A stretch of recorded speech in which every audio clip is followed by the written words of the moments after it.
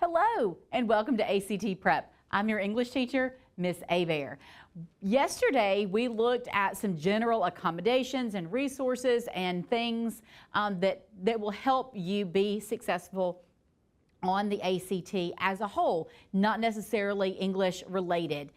Today we're going to look at some test taking strategies. Some of these are specific to the ACT English portion.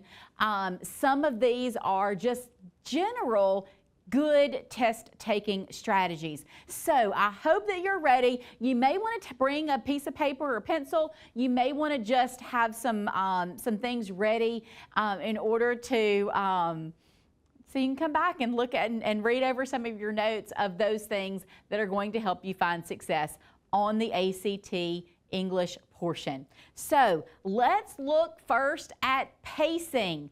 Okay, guys, we talked about there being 75 questions in 45 minutes. And to some of you, that is very, very, very intimidating. You should spend approximately 9 minutes on each essay. Does that help? Does that go, okay, I can do this. 9 minutes on an essay. And when I say an essay, guys, these are shorter than the essays that you're writing in class. They're typically, if you put them on a regular piece of paper, they don't even fill an entire piece of paper, single spaced. So 9 minutes to read the passage and answer about 14 or 15 questions. You can do that. You absolutely can do that. Easy to do that if you think 9 minutes per section or per passage. So think about pacing. You can bring a watch. It cannot be a smart watch. Do not try to bring your Apple Watch with you.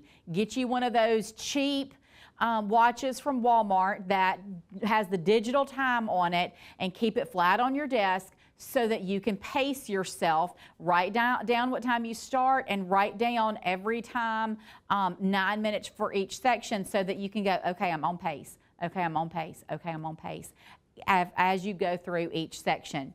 Avoid getting stuck on difficult questions. Guys, this is a general test-taking strategy. If you read a question, you go, I don't have a clue. I don't even know what they're even asking for. Skip it. Circle it in your test booklet if you are taking a pencil paper test.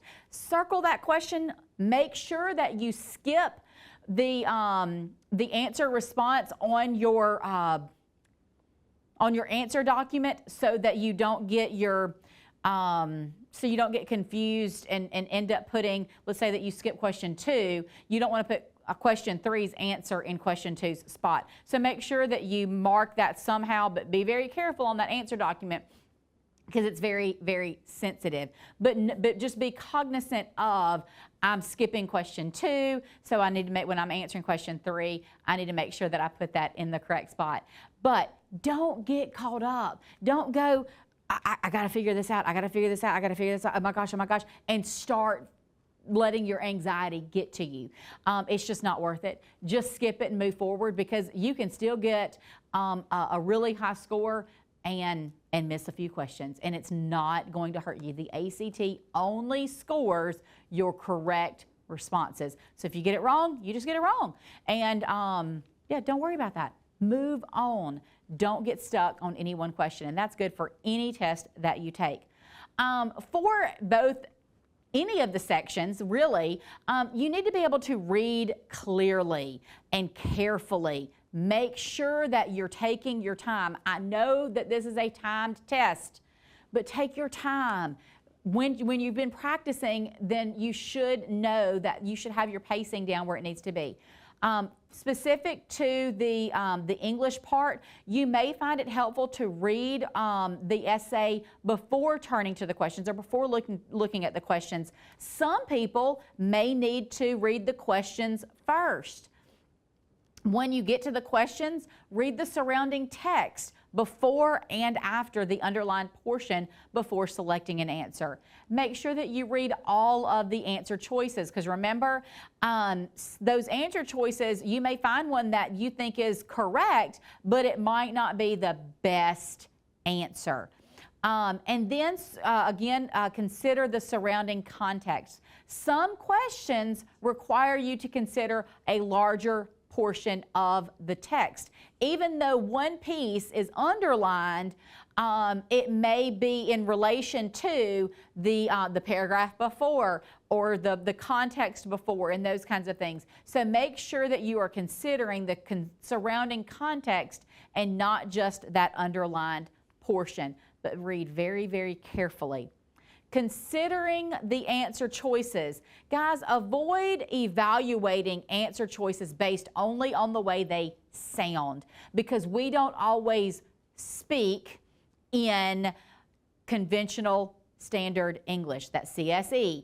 Not everybody speaks in conventional standard English. I don't always speak in conventional standard English. I'm not saying it's got to be what you heard on the television back in the early 1900s, but you know that there are certain people, and you use the word proper. I don't like the word proper. I think that some of us are proper people, but we just don't always speak in conventional standard English. And so it's okay that you don't get into the habit of reading something out loud in your head. And when I say out loud in your head, you can't read it out loud, but you can read it out loud in your head. I don't know if everybody hears those voices when you read like I do. Like when I'm reading, I actually hear my own voice. That may be, not everybody has that voice. Some people do, some people don't. But don't rely strictly on the way it sounds, because conventional standard English may not sound right to you if you don't speak conventional standard English every day. And guys, most people don't. Even the news reporters do not speak conventional standard English on a daily basis. They do, but not always. All right? Read the surrounding text. Make sure that you take the time to reread the part before and the part after that underlined portion. I'll get that word out eventually. Again, that goes back to knowing that conventional standard English and using it properly, or using it the way standard English requires that to use those rules of conventional standard English. Read all of the answer choices. We've said that before. On the English portion, you're going to come across some pieces that you're like, man, there's two answers here. Which one is correct? They're both correct, but one is a better or the best response. So again, make sure that you read all of those answer choices. And then again, going back to don't be afraid to choose the no change answer. Guys, that is important. Sometimes you don't need to make any changes at all. It may have an underlined portion you're going, based on the rules that I know of conventional standard English, that's correct. So it's correct. No change is necessary. And so don't be afraid to mark that. And I have even seen sometimes 2 or 3 in a row where no changes are necessary. It's not common, but it happens. And so don't think, oh, I just had a no change, so this one can't be. That's not the way it's going to work. Those are just going to be thrown in there, and you may have 2 no changes in a row. You probably won't have 3, because you're not going to have 3 of those conventional standard English questions in a row. Usually you'll have a knowledge of language or a production of writing question embedded in between some of those conventions of standard English questions. So just know that no change sometimes is the best answer. Again, let's talk about time management. Practice regularly with single passages. Budget 9 minutes per passage. You can do this at home. You can do this online. There are so many free ACT tests available online. All you have to do is find them. But you know, find them. Don't pay hundreds and hundreds of dollars looking for so many tests. Find the ones that are free, and if they're not, then just move on. Avoid getting stuck on those difficult questions. If you get stuck, and you're running out of time, just choose which answer that you think is the best. Move on, mark it if you want to, so that you can come back if you have time at the very end. Last thing, guys, practice, practice, practice. I cannot say that enough. Use a watch, track your time, Adjust your pace as you need. So let's go back to that 9 minutes per passage. Okay, if you have 9 minutes per passage and about 15 questions, okay, some of those questions are going to be longer. So you may spend 5 minutes reading the passage and 4 minutes answering the questions. You may have a passage that's not very long and you say, okay, I need to budget 3 or 4 minutes on the passage and more time on my questions.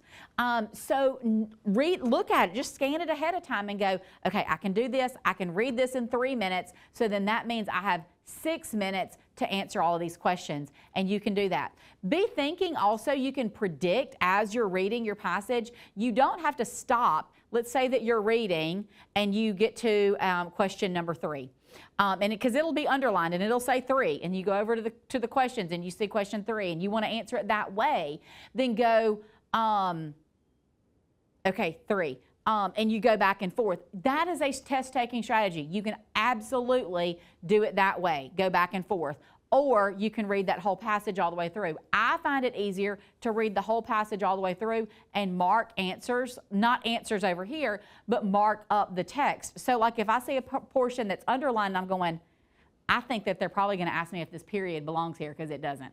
I know looking at this should be a comma, because that next sentence starts with a conjunction, and I don't need to start a sentence with a conjunction, so that needs to be changed to a comma. Or I may be reading and see an underlined section and see a comma but no conjunction, and I'm like, ooh, that either needs a period or a semicolon. So no, you can be making those predictions as you're reading if you so choose to read the passage first and then answer the questions. So that's completely up to you, but the more you practice, you will find the strategy that works best for you. Again, some people read the questions first and then read the passage and then go back and answer the questions as they're reading the passage.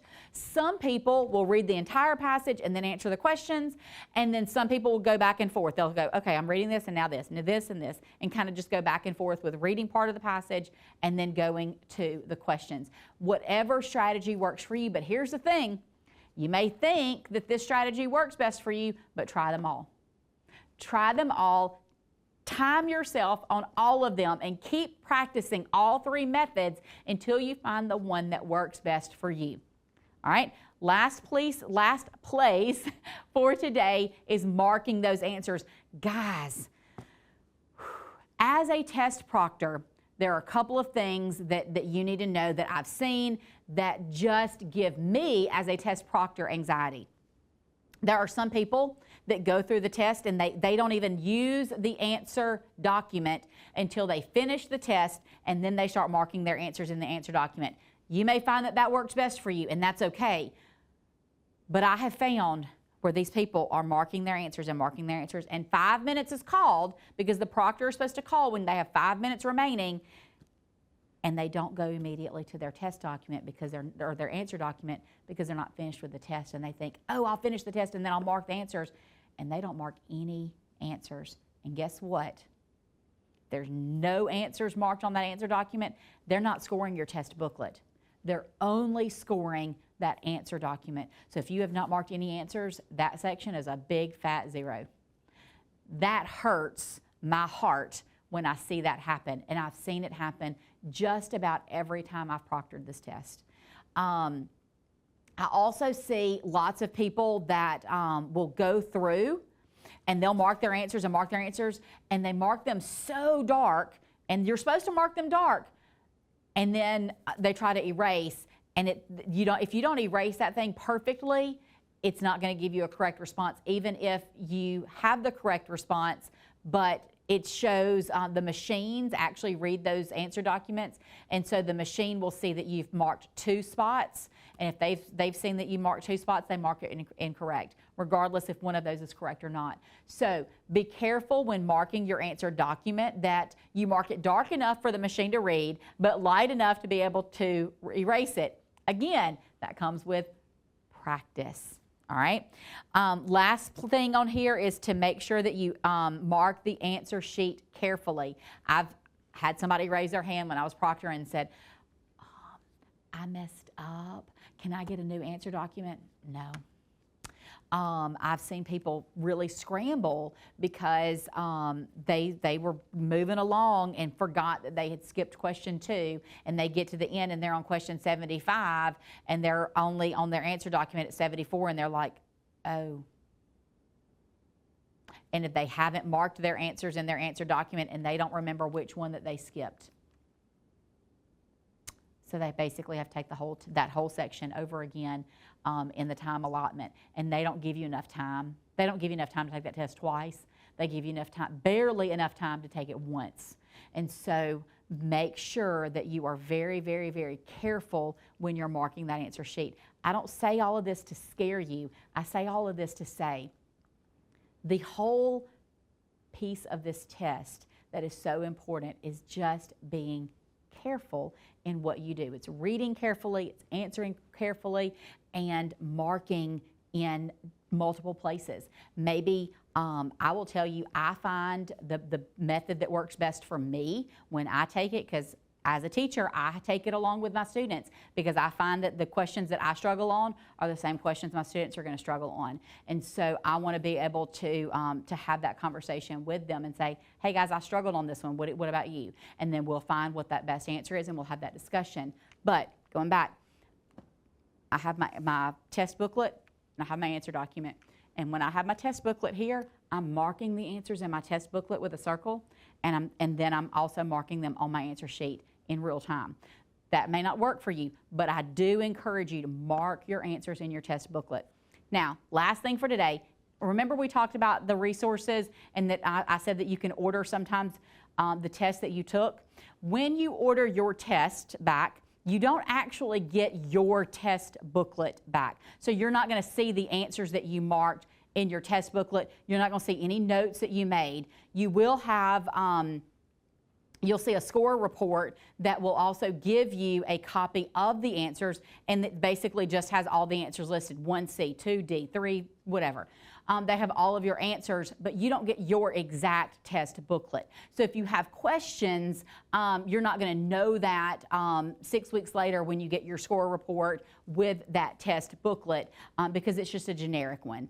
And so don't think that if you're making notes in your test booklet that you'll be able to see those if you're ordering that test back, because you're not going to see those. So don't take the time to do that, because that is a waste of time. Now, we've talked these general, kind of specific test-taking strategies for the English portion of the ACT. Some of them were general test-taking strategies. Some of them were very specific for the English portion. Some of them are just whatever. So I hope that you have found something that works for you. I hope that you have understood the importance of practicing. That is number one for today, is the idea that you've got to practice, practice, practice. So until next time, happy learning.